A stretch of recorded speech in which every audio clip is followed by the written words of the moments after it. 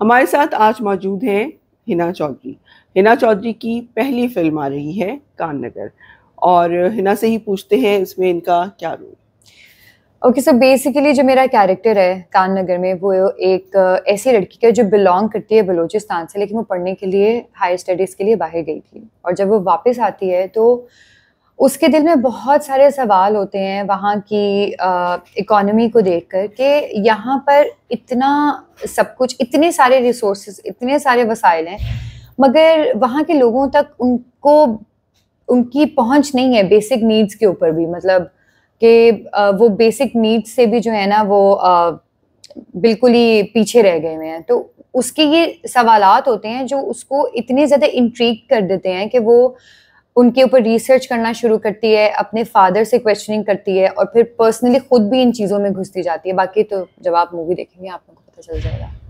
ठीक है, तो ये बताएं कि आपने वहाँ पर कुछ एक्शन किया, कुछ लोगों को पकड़ा शकड़ा? नहीं, मेरा एक्शन एज सच नहीं है, लेकिन मेरे लिए जो सबसे ज़्यादा चैलेंजिंग था वो ये था कि वहाँ पर जो लोग कोयटा में रहते हैं या कोयटा से बिलोंग करते हैं, वो गए हुए हैं, उनको ये पता होगा कि कोयटा की सर्दी बड़ी ख़तरनाक है। और मुझे आइडिया नहीं था, क्योंकि मैं पहले कभी कोयटा गई नहीं हूँ, और मैं तो जिस तरह की मुझे ब्रीफिंग दी गई थी, मैं उसके अकॉर्डिंगली ही वार्डरोब लेकर गई थी वहाँ पर।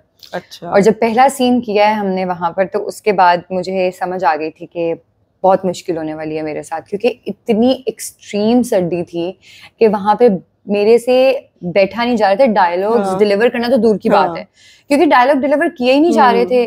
इतनी ज्यादा शिवरिंग हो रही थी, और मैं बिल्कुल वो जैसे ब्लू नहीं हो जाता है इंसान में, बिल्कुल ब्लू होना शुरू हो गई थी। तो मेरे लिए सबसे ज्यादा चैलेंजिंग पार्ट ये था। बाकी मूवी शूट करते हुए मैंने बहुत फन किया है। अच्छा, तो कोई मजेदार सा कोई वाकया बताएं शूटिंग के दौरान जो बेशक। मजेदार सा वाकया ये कि हम लोग एक जगह पर शूट कर रहे थे, जिसके बारे में मुझे अभी रिसेंटली पता चला है। यही मजेदार बात है कि मैं उसको एक लेक समझ रही थी, जो कि वो लेक नहीं थी। ओहो। और मुझे ये लोग झूठ बोल के लेके गए कि हम लेक में जा रहे हैं। तो मैं तो बड़ी एक्साइटेड थी, मेरे पास पता नहीं कितनी पिक्चर्स पड़ी हुई हैं उस जगह के, लेकिन मुझे रिसेंटली पता चला है कि वो एक्चुअली में लेक नहीं थी, वो कोई और जगह थी। और इन लोगों ने मेरे से झूठ बोला सिर्फ इस वजह से कि मुझे वहां लेकर ना जाना पड़े, क्योंकि मैं अकेली लड़की हूँ इस पूरी मूवी में। अच्छा। तो ऑब्वियसली मैं थोड़ी सी लाडली भी हूँ, मेरी बातें मानी भी जाती हैं, मैं थोड़ी इमोशनली ब्लैकमेल भी कर देती हूँ इनको। तो ये एक बात थी। अच्छा, तो फिर आपको बेला पुसला के बहरहाल वहाँ ले गए, जो लेक नहीं मुझे थी, जो कि लेक नहीं थी एक्चुअली। वहाँ पे हम शूट कर रहे थे, और शूट के लिए वो लोकेशन इन लोगों ने ले ली थी। ठीक है। अच्छा है ना, आपने ये तो बताया कि वहाँ थोड़े से मुश्किल हालात थे, मौसम शदीद था, और आपने वहाँ पर शूटिंग की। ये बताएं कि वहाँ पर आप गई, वहाँ पे आप लोगों से मिली, तो आपने क्या कोई बलोच चीज़ मतलब सीखी, क्या किया? नहीं, मेरी बहुत ज़्यादा इंटरेक्शन नहीं हुई, लेकिन मेरे जितने भी लोगों से इंटरेक्शन हुई, वहाँ के लोग इतने स्वीट हैं।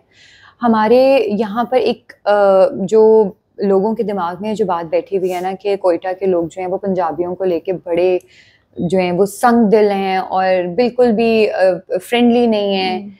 मैं जब वहाँ गई हूँ, मुझे सबने बहुत ज़्यादा प्यार दिया है वहाँ पर। जहाँ पे मेरा स्टे भी था, वो बिल्कुल मुझे फैमिली की तरह ट्रीट करते थे कि आपको कोई भी चीज़ चाहिए होगी आपने हमें बताना है, जिस भी टाइम पे चाहिए होगी आप हमें ज़रूर बताइएगा। तो बड़े बहुत ज़्यादा, बहुत नाइस, बड़े स्वीट, बड़े फ्रेंडली लोग हैं। और एक और जो चीज़ हम लोगों के दिमाग में है वो ये है कि कोयटा तो बहुत अजीब सा शहर है। मैं फर्स्ट टाइम गई हूँ and I completely fail in love with Quetta. मतलब मैं अब अगर मैंने ये इरादा किया हुआ है कि वो तो मैं एक वर्क ट्रिप पे गई थी, लेकिन अब मैं एक अलग से ट्रिप करूंगी अपनी फैमिली के साथ, और कोयटा जाके उसकी खूबसूरती देख के आऊंगी। अच्छा, लेकिन आप तो कोयटा से बाहर भी फिर आपकी शूट थी ना? बिल्कुल। वो जिन इलाकों में, तो वहाँ का एक्सपीरियंस आपका कैसा रहा? वहाँ का एक्सपीरियंस बहुत अच्छा था। ये था कि हम जरा थोड़ी सी एक रिमोट एरिया की तरफ थे, वहाँ पर उस तरह से हमारे पास चीज़ें अवेलेबल नहीं थी कि अगर किसी को भूख लग रही है या चाय पीनी है तो वो इतनी इजीली वहाँ पे अवेलेबल नहीं थी। But thanks to my producer, जिन्होंने हमें किसी चीज़ की कमी नहीं होने दी। हालांकि 2 घंटे की ड्राइव पे सारी चीज़ें थी, बट स्टिल हम लोगों को खाना पीना नाश्ता सब कुछ वहाँ पर मिल रहा था। चलिए, गुड। अच्छा, आखिर में ये बताएं कि ये फिल्म आपने कर ली, ठीक है, ये इतना नॉन, हमें जो ट्रेलर से लग रहा है कि नॉन ग्लैमरस सा रोल है। बिल्कुल। तो अब आगे भी फिल्में करेंगी और कुछ रोल सोचे हैं मजीद कि अब इस तरह के रोल करूंगी फिल्मों के लिए? अच्छा, टू बी वेरी ऑनेस्ट, मैंने अभी तक सोचे नहीं है कि मैं आगे अच्छा। किस तरह के कैरेक्टर्स करूंगी। ये कैरेक्टर भी मुझे जो आया है वो बस अल्लाह ताला की तरफ से आया है, और मैं ये करने के लिए इसीलिए विलिंग थी क्योंकि हमारी इकोनॉमी के ऊपर कोई भी बात करता नहीं है। हम लोगों को पता ही नहीं है कि हमारे मुल्क में चल क्या रहा है। ये एक इतना ड्राई टॉपिक है जिसके ऊपर इन लोगों ने ये एक रिस्क लिया है, और मैं चाहती थी कि मैं इसका पार्ट बनूं ताकि लोगों तक ये मैसेज पहुंचे कि हाँ, अगर इकोनॉमी में कहीं पे कोई चीज़, कोई फ्लॉ, कोई गैप आ रहे हैं तो वो किस रीज़न की वजह से हैं। तो ये एक रीज़न है मेरा ये मूवी का करने का।